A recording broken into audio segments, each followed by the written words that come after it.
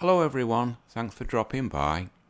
Sorry it's a bit late today, as I've been redecorating the hallway and I just really haven't had the time to do a video, but I thought I'd do a little quick one as it is Monday after all. I haven't had much time to do any studying at all to find out articles, but I did find this. It's from a site called Return of Kings, and as you can see it says, this accidental experiment shows the superiority of patriarchy.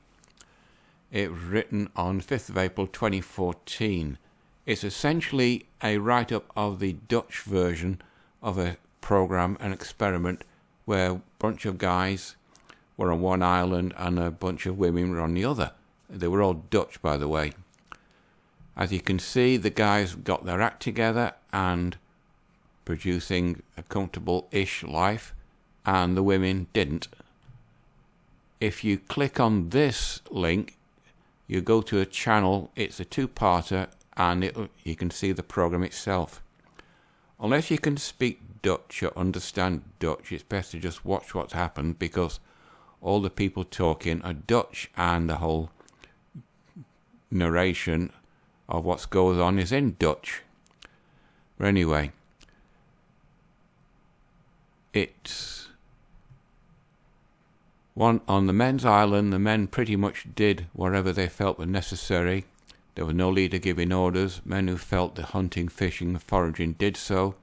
Another guy decided he was fed up with sitting on the sand and started making benches. Others built the hut. Another guy cooked every night. Within days, a neat little civilization was thriving, each day being slightly more prosperous than the previous one. On the other hand, on the women's island, the women settled into routine as well. They hung their clotheslines to dry their towels and proceeded to sunbathe and squabble. Because unlike men, women are unable to do anything without consensus of the whole group, as in women work on their emotions, and because it was a group of at least a dozen women, consensus was never reached. During the next few episodes, the women ate all their initial supplies, got drenched, were eaten alive by sandflies and other creepy crawlies, no doubt, and were generally miserable. The men, on the other hand, were quite content. There were disagreements, but they were generally resolved. Eventually, the producers decided the women had to be saved. So much for feminism. In order to help the women out, 3 men would go to the island and 3 women went to the other island. The 3 men got there and they saw the current situation, and they ended up working like dogs, getting everything settled, building a hut, fishing for them and trying to get women to forage, while the women continued to bitch and sunbathe and generally contributed nothing. The 3 women went to the other island were the lucky ones. They got food, a shelter and plenty of male attention. As you know, women love male attention, providing of course they're not lesbians, of course. And they too continued to sunbathe and contributed nothing. The men quickly got their act together, blah blah blah. The opposite situation where men didn't get their act together, where women quickly built a functioning micro-society, has not been observed outside of feminist fiction, and it probably never will.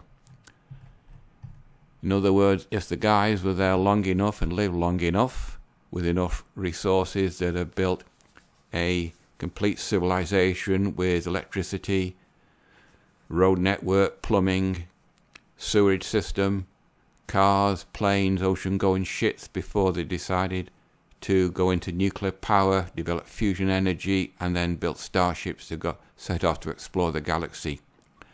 Women, on the other hand, would probably just continue to bitch and complain and do nothing.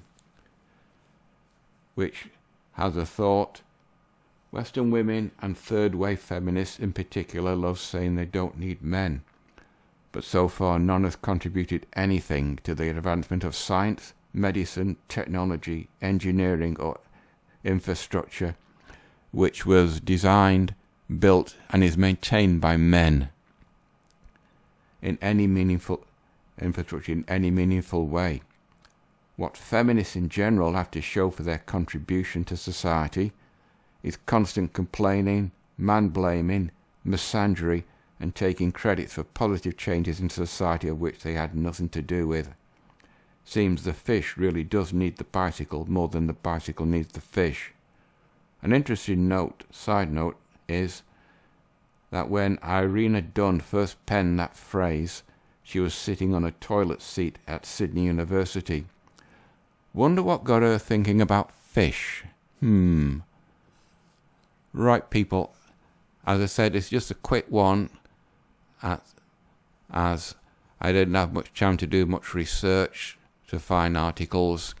I'll try and make a longer one next week, next Monday that is. But until then, that's it for this one. You know the routine. Like, dislike, comment, subscribe. It's completely up to you. So until next Monday, that's it. Bye-bye.